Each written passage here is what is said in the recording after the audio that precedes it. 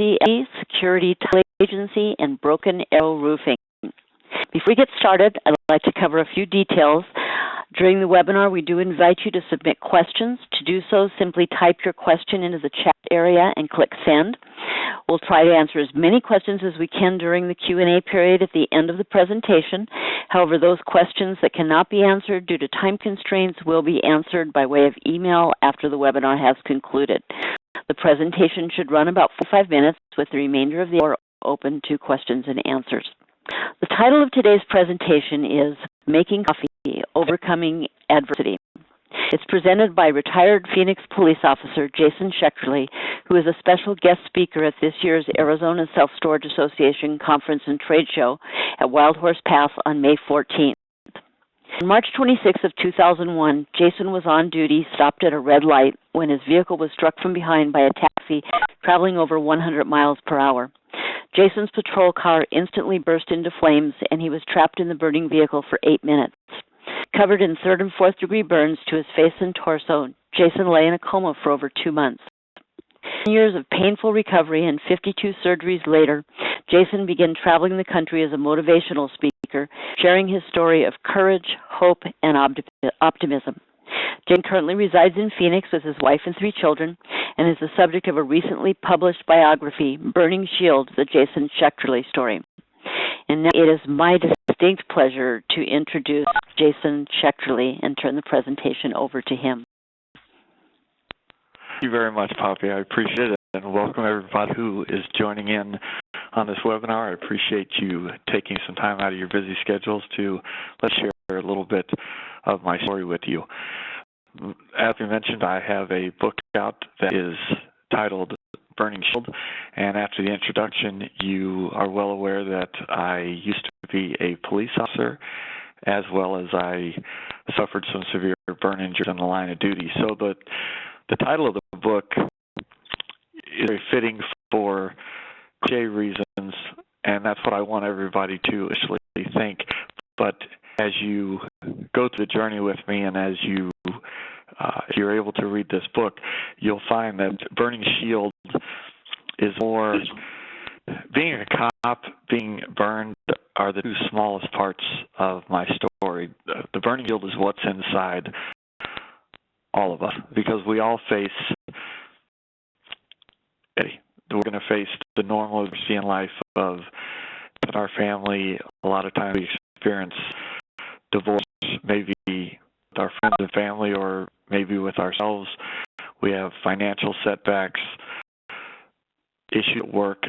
Life is never perfect, and then we all are going to face something that's a little more unique to us as individuals. In my case, it was burns. In other cases, it's cancer or different types of illnesses, but it's not harder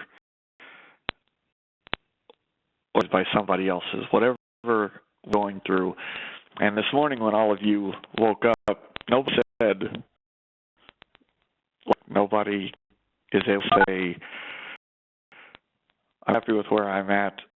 I'm as happy as can be. Everybody that I care about and love is doing well with something. And it's something we think about when we wake up, and we have to decide how. My starts here in Phoenix, Arizona. I was born and raised here, and I had a lifelong dream to be a police officer. And my older brother, he's 9 years older than me, he became a Phoenix police officer when I was only 16 years old. So I got to experience the job up close at a very young age, and then furthered my dream to follow his footsteps. I decided to join the United States Air Force after high school, and I did 4 years in the Air Force. And when I came home, I was only 22 years old, and I just didn't think that I was quite ready to become a police officer. And life had a very changing on. I met and married my beautiful wife, Susie, I had children, a daughter and a son, and kind of put the dream of being a police officer on hold for a while as I was trying to support my new family and my way in life. March 26th of 1999, I came home from work and I turned on the 5 o'clock news. The lead story was Phoenix police officer Mark Atkinson has been shot in the line of duty. And it was a real moment of clarity for me. I decided doing that job and wearing that uniform. And I went there the next day. I filled out an application for the city of Phoenix. It took about 3 months to get through the grueling hiring process, but I was hired in August of 1999. It was the first graduating class of 2000. And the picture you're looking at now is the day that I graduated the police academy.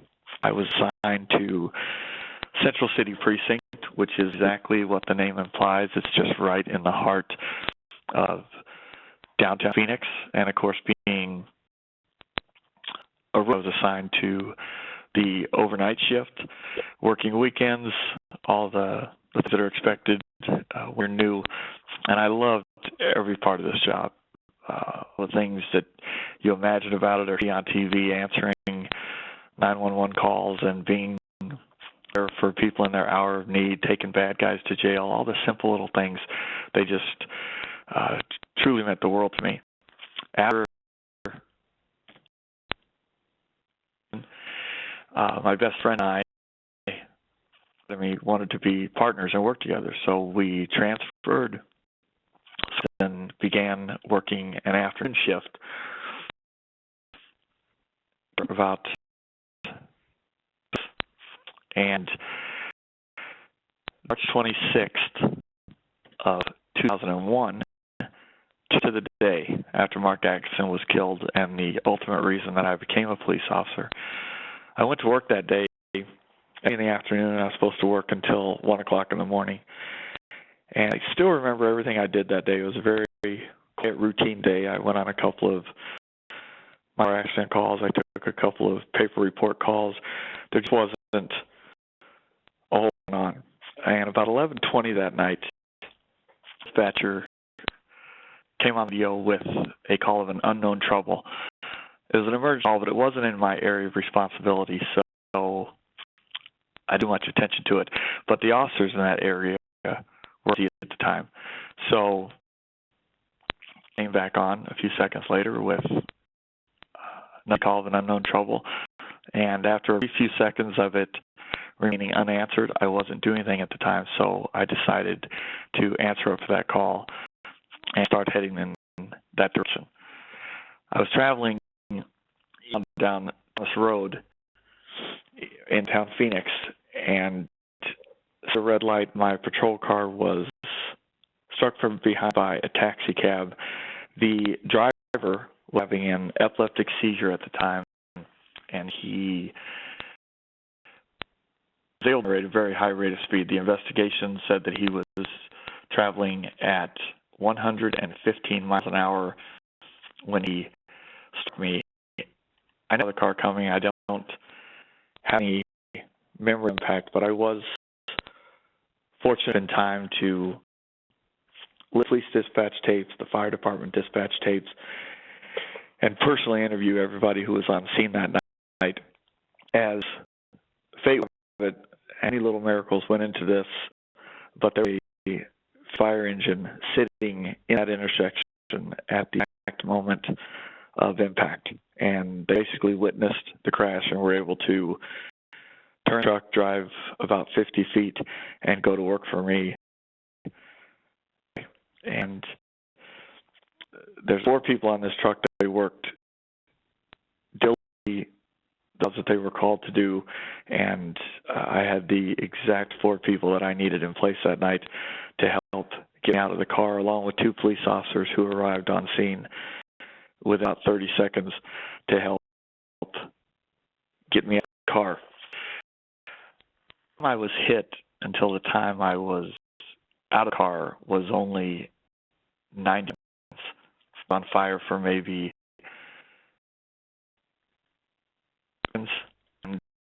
another miracle. I was 2.5 miles away from one of the best centers in the United States, and I was on their trauma table in less than 8 minutes.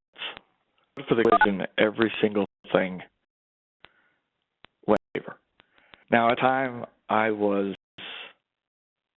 20 years old. The job I wanted, a beautiful family. I had never even experienced a death in my family. I had all 4 of my parents. They were all still married. My parents were married. I really knew very little about adversity, let alone life in university. But I was soon to learn that there are challenges in life, and trying a way to overcome challenges can be very tough. I had suffered burns to my body, my neck, head, and face being the worst. They were 4th degree, which prior to this I had never heard of 4th degree burns. I thought 3rd degree was the worst you could have. 4th degree, it turns out, goes down to the last layers of muscle and bone. My shoulders to my hands were 3rd degree, and the tops of my thighs were 3rd degree. The picture looking at now is exactly what I looked like the minute that I arrived at the hospital, and you can see that the burns were very severe and going to alter my physical appearance greatly if I was to survive this. They had to take into surgery and get all of that dead bacteria-filled tissue off of me. That's a picture of my left hand, and part of my thumb, ironically, that actually looks halfway decent. Those are some of the worst, and they ended up having to amputate that thumb and several of those fingers to save the rest of my hand. You mentioned I was in a medical-induced coma, and they left me so I could quiet and not suffer the pain and the surgeries that I was going to be facing. The doctors decided to wake me up, and quite a bit of time had passed, and I woke up as cleared as I am today, knowing right away that I was in a hospital, and of course 1,000 thoughts are floating into my mind. Why can't I open my eyes? Why can't I move? I remembered that I was just at work. What was happening? And at the time, she started to fill in and told me that I had been in a car accident, and then let me know that the date was June 12th. So 2.5 months passed in the blink of an eye. I'd missed my wedding anniversary. I missed my birthday, and it's really hard to process this information, especially when you can't see or feel the extent of your injuries. And that my car had caught on fire. And this was my worst fear ever since I was a little kid. The one thing that I was truly terrified of was fire. And being a police officer, I had been on a lot of fire calls. I saw people who were burned and disfigured. I saw people who died in fires. And it was really the one thing that I had prayed would never happen to me. Here without warning, and it did. And I went through all the emotions that not only is it normal for us to go through as human beings, but looking back on it now, I hear you, it's required that we go through those. You have to allow yourself to be sad or depressed or to cry. You have to be able to be angry and to vocalize those emotions to get past serious, special physical life adversity. You can't just internalize that. You can't just accept that right away, in my opinion. You have to be able to go through the journey of emotions to eventually come out on the other side. And I spent a good 3 weeks laying in that hospital bed. I was completely blind at the time, which you're just alone with your thoughts all the time. And about 3 weeks after waking up, and together everything that had taken place, learning a little bit about how I was looking and the surgeries I was seeing, my road to recovery. I think a lot about this. And I mentioned earlier the taxi driver was suffering an epileptic seizure, but it was during the investigation that he had caused 4 other incidents prior to mine. He had lied on a couple of his MVD applications stating that he did not have a medical condition. And the one doctor who knew about his medical condition, the driver leading up to our accident, he would not medicate. So it went from being an accident to him with a crime, aggravated assault, and he was sitting awaiting. But day was, again, weeks afterwards, it was the end of June, I recognized that he was not out to hurt her, and he certainly wasn't out something before he stopped. And if it wasn't me, he would have made it to the next intersection at 24th Street and Thomas, and it could have been over with her children. It could have been somebody's grandparents, and they wouldn't have been as lucky as me to have survived. So that was the day that I thought, in the way you were doing your job and protected somebody else who's never going to know it. I was surrounded by all my family, a support system who mattered and believed in what I believed in, and were going to help me get it. And I recognized that there's nothing quite as powerful as a made-up mind. And that day I really started to, once my attitude started to improve, I made strides. I was going through the surgeries and the therapy. And this picture here, I was supposed to get out of county hospital around Christmas time. Everything went well. I was going to be there until Christmas of '01. And this picture's taken of me Walk County Hospital on July 31st. And as you can imagine, it was incredibly motivating to me to be that far ahead of the doctor schedule that early on in the process. And I had to go to a rehabilitation center and learn how to walk on my own, see that in this picture I had lost 61 pounds in those 4 months in the hospital. I learned to deal with my blindness and the disfigurements and limitations to mine. And I went to the rehab center for about 3 weeks, and they did a wonderful job getting me to where I could live at home with a lot of care from my family and continued outpatient therapy. And I went home on August 17th. And this is where the emotional adversity really me, because for all those months in the hospital, I was able to selfishly just think about myself, surrounded by all the medical professionals taking care of me, my friends and the whole community here supporting and taking care of my family. And all of a sudden I'm at home, and my wife had given up her 12-year career in orthodontics to take me around the clock. My daughter was intimidated by my appearance. My 3-year-old son didn't believe that I was his father and was scared to stay in the same room as me. So emotionally and mentally, it was very difficult when I first got home. And of course, I'm not the member of society that I used to be. With my appearance, I wasn't able to read or work, and realized back then that only was it one day at a time, it was one at a time. Try to put one foot in front of the other and see what you can accomplish. And things were going to get better. Each surgery, great improvements. I finally regained a portion of my eyesight in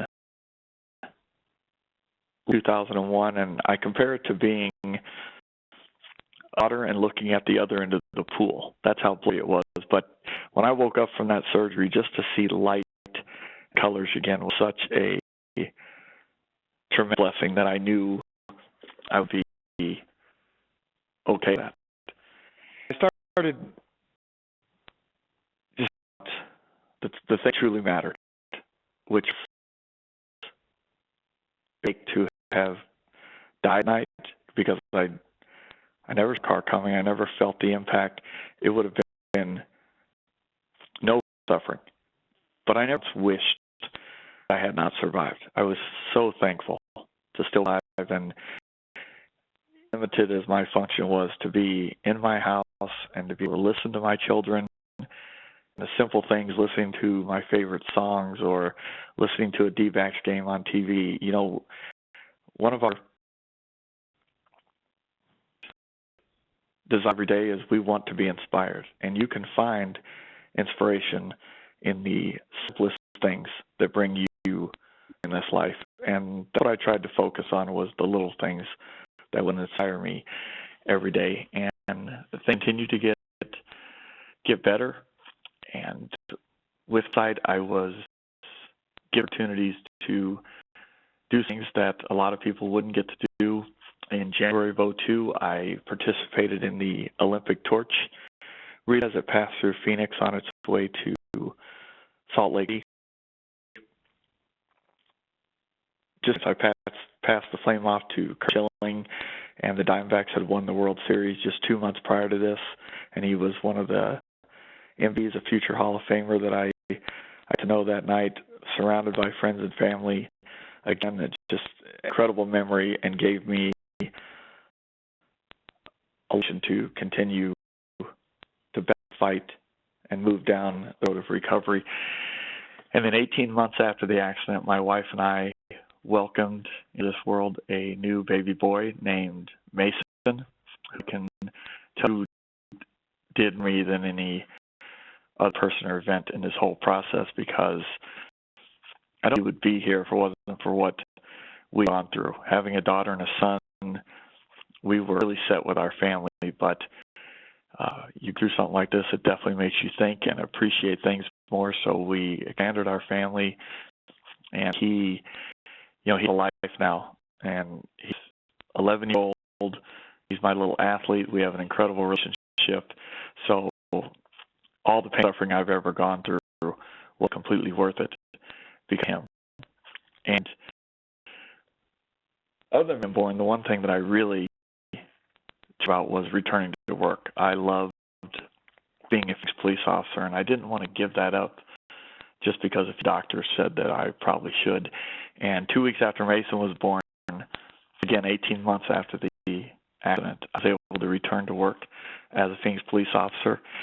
And a year and a half after returning, I had worked my way up to being of the Phoenix Police Homicide Unit, which was a dream of mine, to investigate the worst crime possible, to speak for victims who no longer speak for themselves, and bring closure to families who were affected by that kind of violence. It was a real honor, and again, so much inspiration for me to continue in my recovery process, that I felt like a productive member of society. I was back at work, and all the scars and the bleeding and the bruises and the stitches, everything that should have killed me, I was starting to realize I overcame that. And that goes for all of you out there. If you're sitting here now listening to this hour, use everything up to this point in life, physical and emotional scars. You survived that, and you should look in the mirror and be very proud you made it in this life and what you've already overcome. And I give you a lot of inspiration to both parts.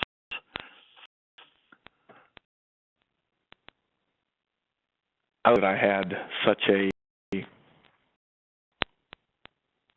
marriage and a strong bond with wife. You know, it's very difficult. Men and women, even on the best days, marriage is arguably the hardest thing you'll ever do. You throw in a little bit of life-changing adversity, it's a lot tougher, and a lot of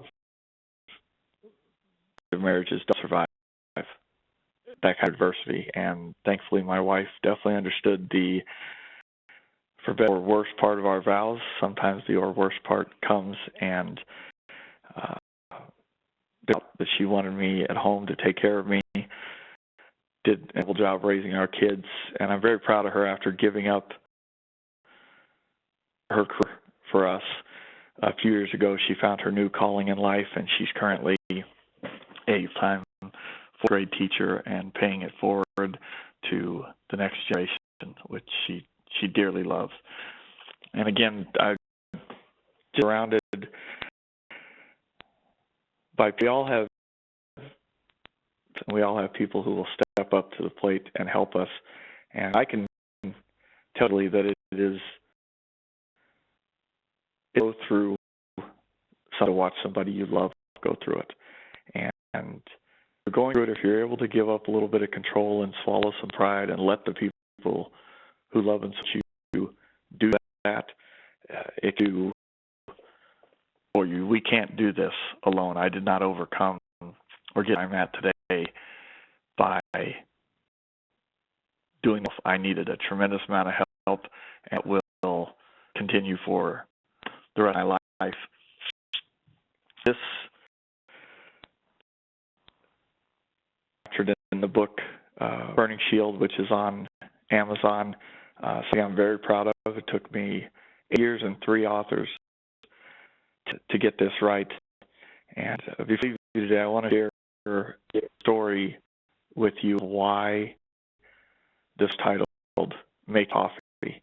And it's a short, corny story that was shared with me back in 2003 from a lady, anonymous, in Wisconsin. She just sent me this typed story, no author assigned to it. And it's how you a carrot and egg coffee bean. A girl who goes to her mom and says, "Mom, life is just way tough. There's too many hardships, too much adversity, and I feel like giving up all the time." And as they're talking, the mom gets out 3 pots, fills them each with water, and puts them on the stove to boil. Starts boiling. She puts carrots into 1 pot, eggs in the second, and coffee beans into the third. And she goes back and listens to her cry her tale of woe for about 20 minutes. And she says, "Okay, I want you to go to the kitchen and empty each one of these contents into a separate bowl." And so the daughter does what she's asked. She pours the carrots into 1 bowl, eggs into the second, and the coffee into the third. She can smell the rich aroma from the coffee. And okay, tell me what you see. I'm kind of puzzled. The daughter says, "Well, I see carrots and coffee." And I says, "No, each one of these was faced with adversity, boiling water. Carrots went into it very strong and unrelenting, but they were very soft and weak. They went into it with a soft outer shell, a good spirit, and a malleable heart. They looked the same on the outside, but very hardened and stiff on the inside. The bean was faced with the adversity of the boiling water. It's water." It's very poignant for what we all face today and what we will continue to face in the future. That can't be overcome. Life is 10% what happens to you and 9% how you do it. And please always remember that today blinds you from the promise of tomorrow. I thank you very much for listening in, and I would be happy to answer any of your questions. And thank you very, very much for sharing your story with us. And if anyone has any questions, now would be the time to submit them. Keith, I'm not sure that I'm seeing the questions that are coming in, so if you have any, perhaps you can pass them on to us. Jen, what was really the hardest part of your recovery for you? The part, that's an outstanding question, because the hardest part was being blind. where I was for about 8 months, and to be in 100% darkness after having ice 28 years, toughest. However, I also view it as my big blessing, because with some burn injuries and how my appearance was changed, to think about how it would have affected me had I been able to look in a mirror the day that I woke up from a coma, I'm not sure that I could have overcome that the way that I have. So it was both these parts and also my biggest blessing. And if you had simple advice to give those listening now about facing adversity, what would it be? This I can put it as how I stated earlier, that life is 10% how you react to it, 10% what happens to you, and 90% how you react to it. Because there's not a lot of things in life that we're in control of, but you are in control of your attitude. In every situation, every person you meet, you get to choose how you're going to react and feel, and that's an amazing power. Something else that has helped me tremendously is to be accountable and recognize my own responsibilities in this. And that's not to say that I blame myself in any way. I was just on my way to a call and sit at a red light of an intersection when I was struck from behind, and the taxi driver obviously one who caused the accident. There were defects in the car that caused it to burst into flames. But early on, I was able to accept that I who chose to be a police officer. I was to answer that call that night. I could have taken 10 different directions of travel to get to that call. I chose to go eastbound on Thomas Road and be in the lane I was in. And all those little things to recognize that it happens for a reason. There is so many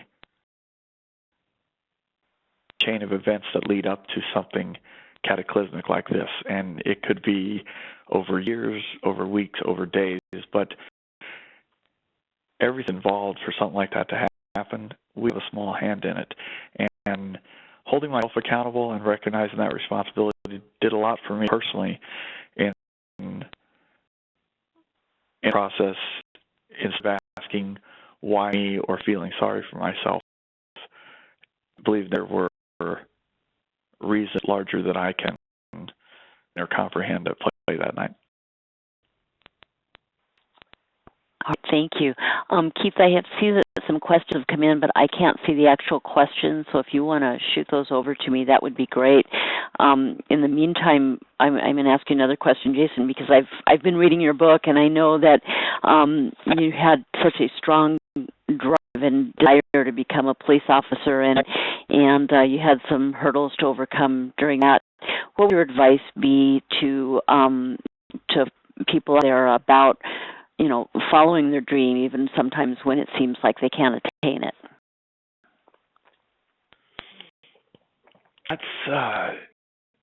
I'm lucky enough to have achieved that goal, and as you've read in the book, it did come with some setbacks. But if it's something you really want, you doing, or you feel like it's your calling and the right thing to do, I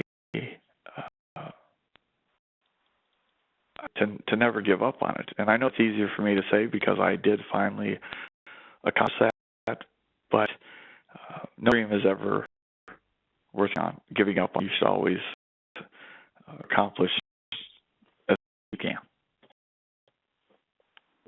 Thank you very much. It appears that we're having a technical difficulty with the questions coming in. So for those of you that are asking questions, Jason will answer them by way of email once the webinar has concluded. I would like to remind everyone that Jason will be our special guest speaker at the Arizona Self-Storage Association Conference and Trade Show to be held at Wild Horse Pass Hotel and Casino in Chandler, Arizona, May 12th through 14th. And those who are attending will receive a copy of Jason's book, and Jason will also be there along with the author to autograph those books for you, should you like. So we suggest that if you haven't done so already, you sign up for the ASA Conference and Trade Show. It will be kicked off with a day of golf at the Whirlwind Golf Course at Wild Horse Pass, followed by an opening night reception and award ceremony on Monday evening. On Tuesday and Wednesday, we have a schedule packed with powerhouse speakers, including business leadership and sales keynote speaker Jim Jackson, who's the author of The Power to Change, You Always Have a Choice. Chuck Barbo of Catalyst Storage, formerly the chairman and CEO and founder of SureGuard Storage, will speak on the state of the industry. And sales and marketing coach Connie Kadinsky, right here from Phoenix, who will provide an excellent presentation on sales techniques. This trade show will include 70 vendors who will share their latest products and services with all of the attendees. And for more information, you can visit the ASA website at www.azselfstorage.org. In closing, I will remind you that you will be receiving an email with a link to this archived presentation so you can watch it again. And we encourage you to share it with your friends and families so they can truly understand Jason's story and what it means to overcome the challenges that he had, and how really you look at it through Jason's eyes, there's no obstacle so great you can overcome it with faith. I would like to thank everyone for attending. Jason, do you have any final words? No, I'd just like to thank everybody for attending, and I hope to see some of you on May 14th. And if you get a chance to grab a copy of the book, I think you'll really enjoy it. Thank you very much, everyone. Thank you for attending, and have a wonderful rest of the day.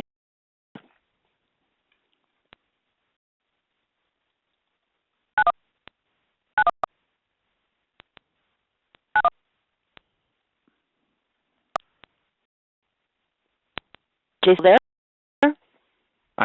Good. I think that went wonderfully. Thanks. That felt so really good. Engrossed that I just wasn't writing down questions, so I just had to take them off the top of my head as we got to the end. But you asked great questions. And I never left to go get food either. I just I stayed